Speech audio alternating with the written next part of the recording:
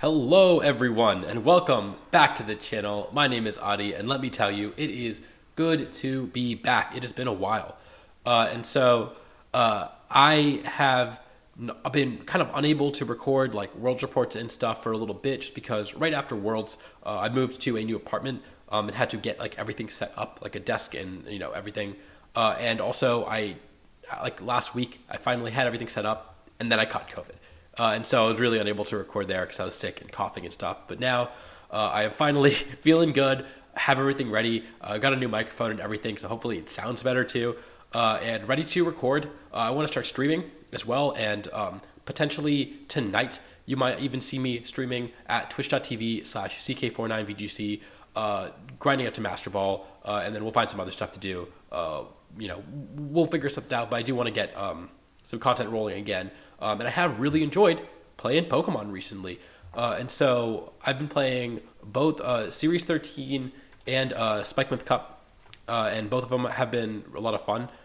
Here I'm playing in the Sootopolis City League that are run by a few friends of mine, and I'm on the Colossals. So I wanted to share the team that I've been using in Series 13 because I think it works on a different axis than a lot of the other teams. Most teams that you see in Series 13 tends to be like these sort of hyper offensive Whimsicott focused teams, and so building something defensive was something that I thought was really cool, and using Zamazenta was something that was really hyped up by a few friends of mine in my last video, which was almost 2 months ago now, and so I really wanted to build around that. And so you can see that I have a team I used to win last week, and I wanted to share it and share a rental code so people could try it out and kind of build on the concept, and maybe we can start to see some a little bit more meta development in Series 13.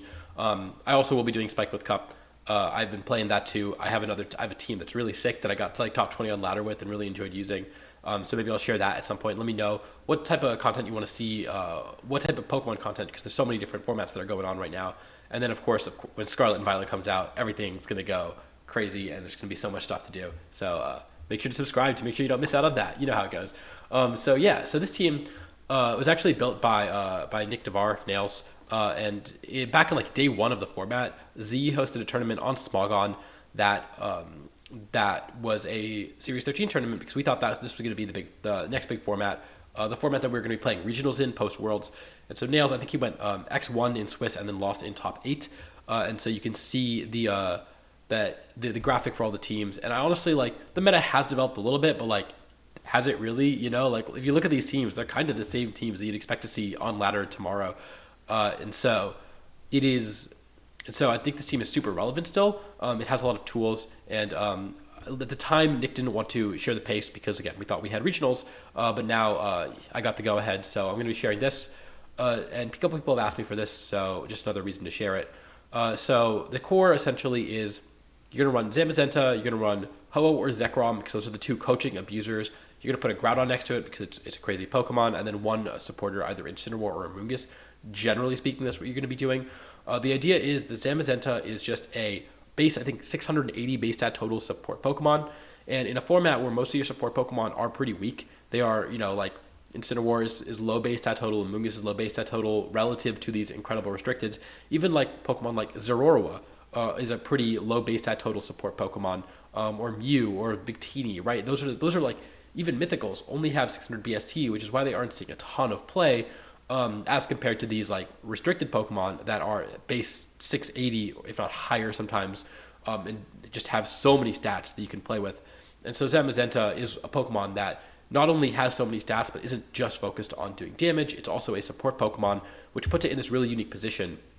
And I think there's a lot of value in having your support Pokemon also have these incredibly high BSTs, basically be unkillable. And also do a lot of damage, even though this Pokemon has no attack investment. Behemoth Bash is still a crazy strong attacking move. And so you got Behemoth Bash, you got Snarl, you got Wide Guard, you got Coaching. So Snarl and Coaching kind of work well together because one is physical damage mitigation, one is special damage mitigation. And then Wide Guard is just so good in this format because you got all of the Calyrex moves, you got all of the Kyogre and Groudon moves, essentially, or spread moves. There's so much spread move spam. You got Electroweb coming out all the time. So those are just really, really powerful. There are some other moves it can run, but generally speaking, I'm really happy about this. And Coaching is really good. And then speed, you can kind of choose where you want to go. I decided that I wanted to outspeed Whimsicott because it's on every team, and you really don't want to like you want to be able to kill it before it kills you, which could come up sometimes. And then also, you want to outspeed Regieleki at +1 speed, which has never come up for me in testing, but theoretically could come up. And so you are running enough speed so if Zekrom gets a max airstream off, or if Ho gets a max airstream off, you can potentially KO the Eleki before it drops your speeds back down with Electro Web. So that is the Zamazenta. The rest is in special defense because obviously it's got this crazy defense stat with the defense boost. The supporters are pretty straightforward in terms of EV spreads. With Zekrom and Ho-Oh, they are just basically max speed, max attack, with a little bit in bulk. I think the 12 HP actually did something, but I forget what it did. So it's not super relevant probably. And you just got the 3 best attacking moves. You want max airstream on your attackers, and then of course you've got the 2 stabs on Zekrom and the 2 stabs on Ho-Oh, as well as Earthquake to boost your special defense as you get your defense boosted. So you can also become unkillable. Notably, Ho-Oh is the focus of the team, and Zekrom is just there for all the evil tall Kyogre stuff that Ho-Oh might struggle with. Ho-Oh is especially good because of Regenerator too, and which means that you don't actually have to commit to going in right away. You can force your opponent to respect this really powerful offensive option that you have, and then switch it out and come back in later in the game once your opponent has had to kind of exert their offensive pressure, maybe use their Tailwind turns, use their Dynamax, and you have had this Incineroar, Zamazenta, Amoonguss defensive core where you can pick 2 of those and really stall out your opponent's offensive pressure. And similarly, you have a Groudon, right, which covers for the Ho-Oh's water weakness. The weakness policy doesn't come up too often. You probably could run something else. Similarly, you could maybe run a Life Orb Ho-Oh and Assault Vest Zekrom or something like that. I actually kind of want to play with Assault Vest Zekrom. I'm just scared the damage isn't enough.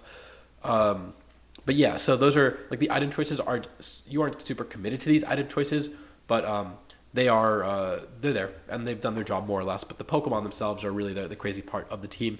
And then of course you get to just coach attack, right? It's super straightforward. You can't notably you can't Behemoth Blade Ho-Oh or Zekrom. You can play rough, but if you get 1 coaching off first, then you're actually taking these play roughs pretty well for Zekrom. And Ho-Oh obviously just completely walls Zacian. And and coaching goes through protect too, so you can protect coaching, and if they don't target down the Zamazenta, that's just a free +1 for you. So you got a lot of offensive pressure there. The Groudon is pretty standard. You do need Thunder Punch in this metagame just because you need to be able to hit Kyogres a little harder, and Wide Guard is relatively present. Also, Electric Terrain is quite present, especially when you have a Zekrom on your team.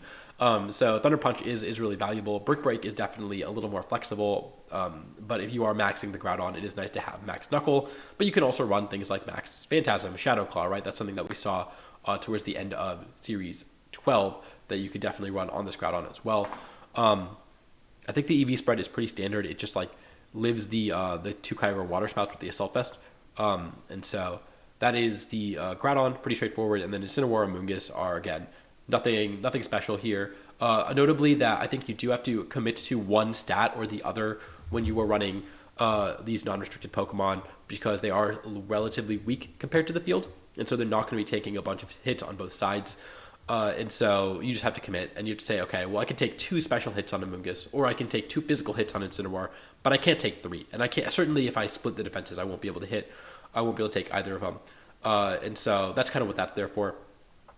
And I think Incineroar and Amoonguss is really important because there is Trick Room in the format. There is stuff like Calyrex Ice that's pretty present. I do think you do deal with Calyrex Ice pretty well with your Zamazenta as well. And Ho-Oh does pretty well into it, but Incineroar and Amoonguss really guarantees that you don't lose to Trick Room, and of course that you have your own ways to slow the game down. Incineroar might not be Citrus Berry. It should Citrus Berry doesn't really come up that often, but it's an ability. It's an item.